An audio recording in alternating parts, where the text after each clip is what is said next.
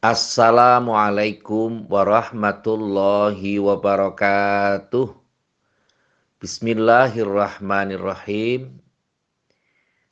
Ketika kita berbicara tentang Wali Songo, tentu ada hal menarik yang perlu kita perhatikan sama-sama, yakni ada yang asli dari Jawa, yang disebut istilahnya Raden Said atau Raden Sunan Kalijogo atau Kanjeng Sunan Kalijogo.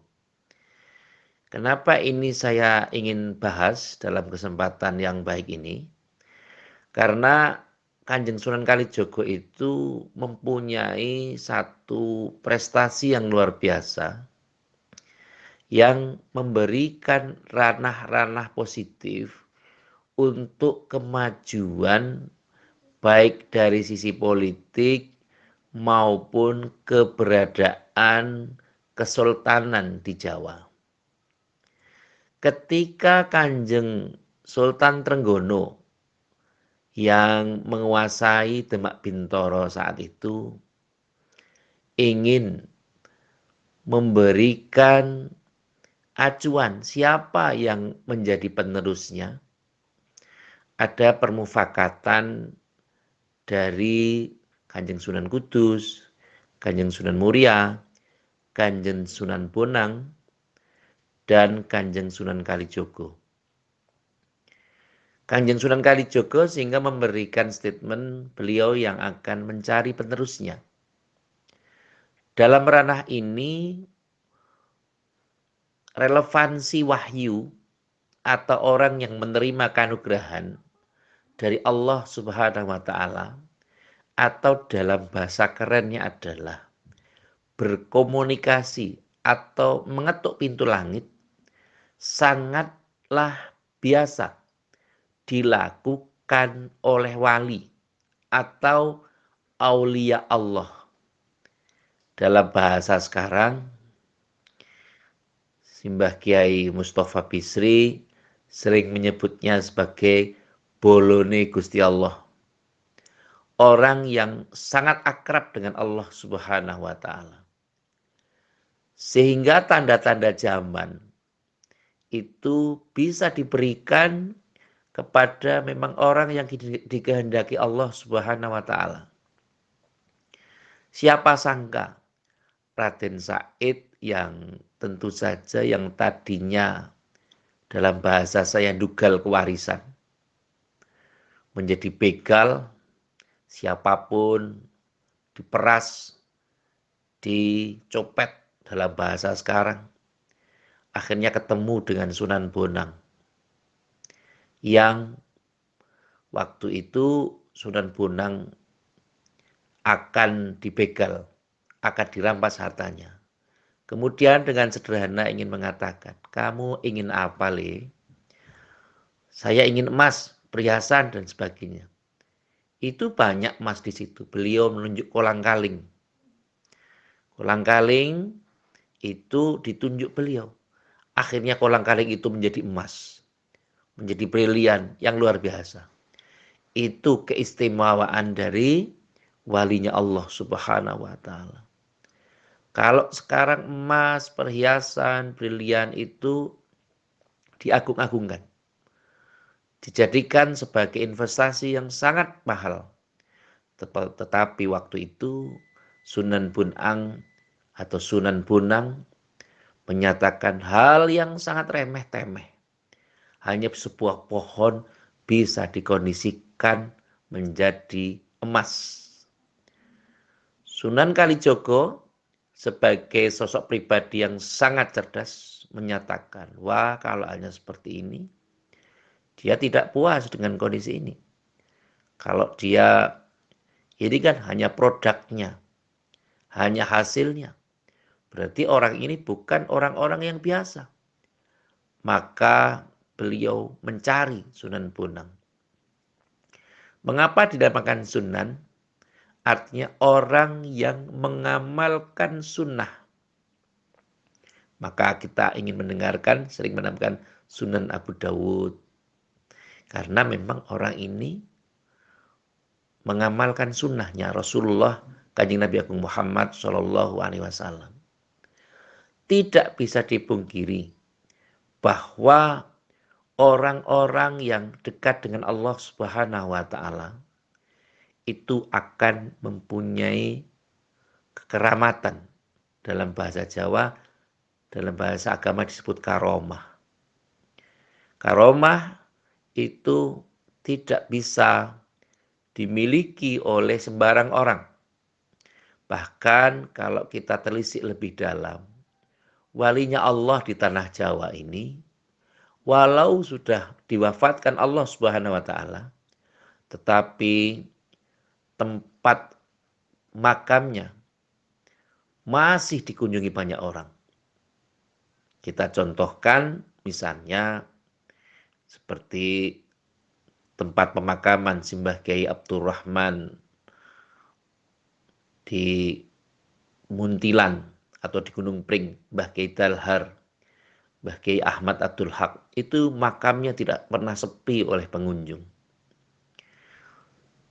Di Solan Kiai Soleh Darat Semarang itu juga tidak sepi oleh pengunjung. Bahkan Kiai Abdurrahman Wahid atau Gus Dur, makamnya juga sampai dengan saat ini tidak pernah sepi oleh penziarah. Pada saat hidupnya saja beliau masih bisa berbagi dengan umat. Bahkan sampai beliau meninggal pun itu lingkungan sekitarnya masih bisa diberikan kesempatan untuk mendapatkan rezeki oleh Allah Subhanahu wa Ta'ala. Mungkin jualan makanan, pakaian, souvenir atau yang lain. Itu membuktikan bahwa walinya Allah Subhanahu wa Ta'ala itu berbeda dengan orang-orang awam. Siapa yang bisa menandakan bahwa itu wali? Tentu ya hanya wali. Ya'riful wali ila wali. Yang bisa menunjukkan bahwa orang itu istimewa atau tidak, ya hanya orang-orang yang semakom. Saya contohkan dengan sederhana, anak SD kelas 4 atau kelas 5 atau kelas 6 bisa menyatakan, wah anak ini pinter. Siapa yang menunjukkan? Ya orang-orang yang ada di kelasnya. Anak perkuliahan yang bisa menunjukkan bahwa itu punya prestasi atau tidak, tentu ya orang-orang yang ada di sekitarnya atau orang-orang yang sederajat. Sehingga orang-orang biasa yang mungkin tidak tahu apa-apa ya akan menganggapnya biasa-biasa saja. Tetapi orang yang mempunyai makom aulia, mempunyai makom yang tertentu, tentu dia akan mengalami atau bisa mendeteksi bahwa itu satu kondisi dengan yang bersangkutan. Biasanya wali mempunyai ranah-ranah yang berbeda dengan orang-orang yang awam. Kembali kepada Kanjeng Sunan Kalijogo atau Raden Said ini, beliau setelah berguru pada Sunan Bonang, maka beliau juga menjalankan tirakat. Tentu kita tidak akan menjelaskan tirakatnya seperti apa, tapi yang paling penting adalah pada saat Kanjeng Sultan Trenggono ingin mencari penerusnya seperti apa, sehingga Kanjeng Sunan Kalijogo ngelanglang bumi, ngelanglang jagat. Maka kalau kita sering dengar ada tembang Jawa, ojo turu sore kaki, ono dewa nganglang jagat, nyangking bokor kencanane, itu yang mengarang adalah Kanjeng Sunan Kalijogo. Itu membuktikan bahwa ranah torekoh, ranah tirakat perlu diikhtiari. Singkat cerita, beliau berada di Desa Tingkir. Desa Tingkir ini merupakan satu kondisi, satu wilayah yang ternyata di situ ada figur yang mampu untuk memimpin, yakni Mas Karebet. Mas Karebet ini adalah didikan atau muridnya Kanjeng Sunan Kalijogo. tidak banyak yang memahaminya, tetapi itu adalah sesuatu yang harus dipahamkan dan generasi milenial harus tahu. Raden Karebet atau Mas Karebet ini lahir di Desa Tingkir. Maka beliau juga disebut sebagai Joko Tingkir. Maka saya atau sebagian ulama yang lain, saya itu hanya mengikuti saja. Tapi dulu pernah ada lagu Joko Tingkir ngombe dawet gitu. Ojo dipikir mari ruwet. Itu sebenarnya tidak pas karena Joko Tingkir ini sosok yang melahirkan ulama-ulama besar di tanah Jawa. Di antara adalah Pangeran Benowo. Dan Pangeran Benowo ini bergaris lurus dengan Kiai Hasyim Asy'ari dan nantinya Kiai Abdurrahman Wahid dan seterusnya dan seterusnya. Proses-proses yang terjadi ketika Kanjeng Sunan Kalijogo merambah daerah Tingkir, maka ada namanya wahyu. Wahyu ke Prabon atau wahyu keraton.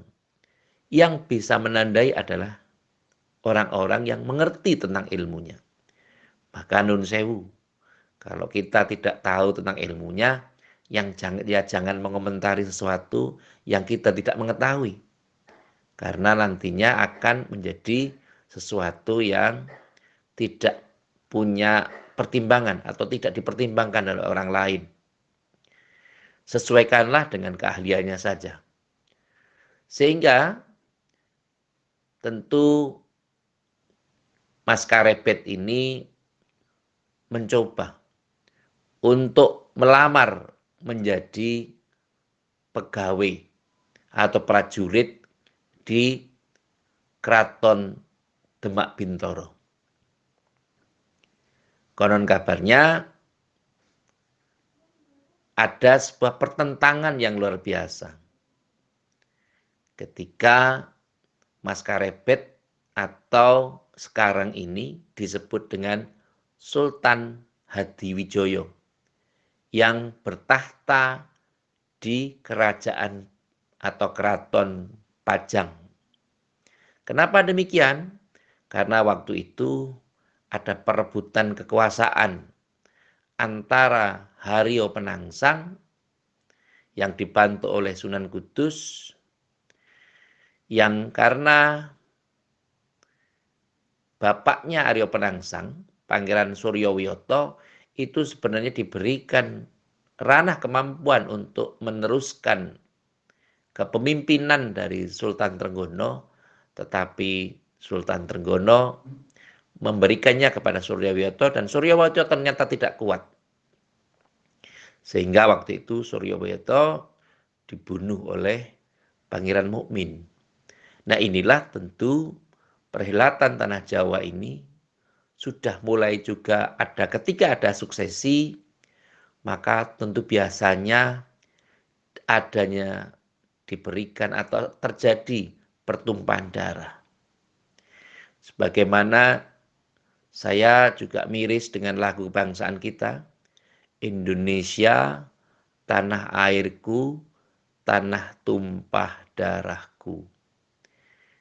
Ini kebetulan hanya sebuah lagu saja. Dan inspirasi tentang tumpah darah ini sangat terjadi. Dan waktu itu Haryo Penangsang sebagai putra dari Pangeran Suryowiyoto berusaha untuk menjadi raja di Pulau Jawa. Dan ini tentu kita juga sudah mengetahui bahwa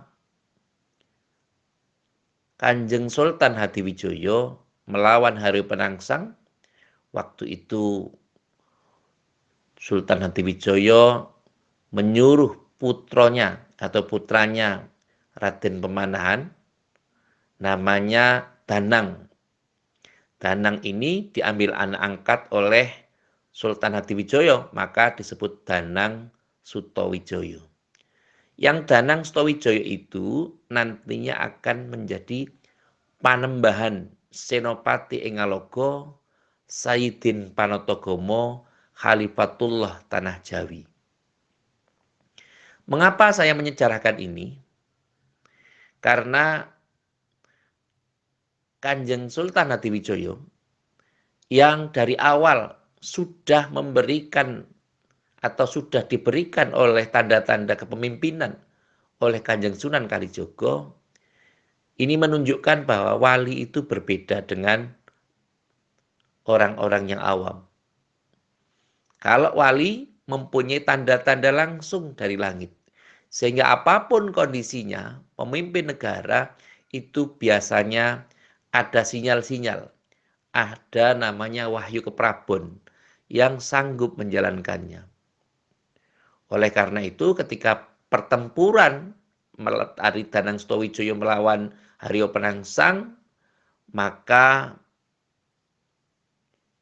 Aryo Penangsang itu meninggal oleh kerisnya sendiri, namanya Brongot Setan Kober. Inilah yang menjadikan kondisi bahwa walau itu sudah ditunjuk oleh orang-orang yang kompeten, tetapi karena tidak mempunyai wahyu, maka dia akan mengalami kegagalan dalam memimpin.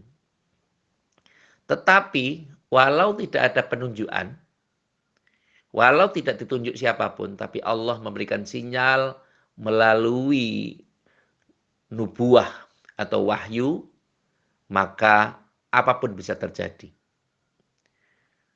Maka kalau pilihan kepala desa, bupati, itu biasanya ada namanya wahyu. Tanda-tanda siapa yang akan jadi. Biasanya ulama sering memberikan statement. Oh, ini yang mau jadi ini yang mau jadi ini. Bahkan presiden kita yang ketujuh, Bapak Insinyur Haji Joko Widodo ini digelari dalam bahasa filsafat Jawa, Satrio Pinandito Sinisihan Wahyu. Orang-orang derajat kesatria yang juga mempunyai spiritual yang baik dan mendapat wahyu dari Allah Subhanahu wa taala. Apapun alasannya, ketika orang bisa memangku jabatan, baik secara benar atau tidak benar, tetapi dalam kondisi bisa memakmurkan bangsa ini, berarti beliau telah dipercaya oleh langit untuk mengemban, untuk menjadi paku bumi, paku buwono, untuk bisa memimpin bangsa. Dan siapapun yang akan memimpin bangsa, tentu orang-orang akan mengkondisikan ini. Maka ada faktor namanya torekot atau tirakat. Perjalanan spiritual seseorang sangat bisa memberikan acuan normatif bagaimana kelanjutannya. Kanjeng Sunan Kalijogo adalah ulama Sunan asli Jawa yang mempunyai tingkat spiritualistik yang sangat tinggi. Sehingga orang-orang yang ditunjuk, orang-orang yang diberikan mandat oleh wali atau sunan ini, berarti mereka juga mempunyai keistimewaan. Semoga dengan kita sedikit mensejarahkan bagaimana Wali Songo, terlepas dengan kontroversi bagaimana itu ibadahnya seperti ini dan sebagainya, tentu tercatat dalam sejarah bahwa beliau adalah muslim, beliau adalah beragama Islam, dan beliau adalah mampu mensinergikan antara budaya dan agama. Wayang itu adalah sebagian besarnya adalah karya dari Kanjeng Sunan Kalijogo. Mengapa wayang itu disebut ringgit? Karena wayang itu dulu Kanjeng Sunan Giri ingkang nganggit. Sunan Giri yang membikinnya beberapa wayang. Sehingga disebut dengan ringgit atau Sunan Giri ingkang nganggit. Proses ini tentu harus diketahui juga oleh generasi muda kita, oleh anak-anak kita, supaya anak-anak kita juga mampu mentransformasi secara keilmuan dan bisa mencontoh orang-orang yang alim sesuai dengan ranah bidangnya masing-masing, sehingga mereka, generasi milenial ini, tidak salah dalam memilih pemimpin, apalagi memimpin sesuatu yang salah. Hal ini dapat dikondisikan supaya orang muda bisa memberikan perubahan-perubahan yang positif, yang mampu memberikan ranah yang lebih baik daripada sebelumnya. Yang terakhir, seperti biasa, mari kita berdoa kepada Allah Subhanahu wa Ta'ala. Semoga saudara-saudara kita, teman-teman kita, baik yang sekarang sedang di Indonesia maupun di luar Indonesia, diberikan sebuah kebahagiaan, diberikan sebuah kesejahteraan. Dan apabila ada keruwetan-keruwetan yang terjadi, mungkin finansial, mungkin utang piutang yang belum selesai, semoga dimudahkan oleh Allah Subhanahu wa Ta'ala untuk segera menyelesaikannya. Amin Allahumma amin. Terima kasih kepada semua pihak yang telah membantu terselenggaranya acara ini, dan semoga acara ini bisa bermanfaat. Sekali lagi terima kasih kepada sahabat-sahabat semua yang telah membagi di medsos masing-masing, membagi konten ini di medsos masing-masing. Semoga amal panjenengan semua mendapat balasan yang setimpal dari Allah Subhanahu wa Ta'ala. Sekali lagi terima kasih atas segala perhatian dan mohon maaf atas segala kekurangan. Saya akhiri, wallahul muwafiq ila aqwamit thoriq. Wassalamualaikum warahmatullahi wabarakatuh.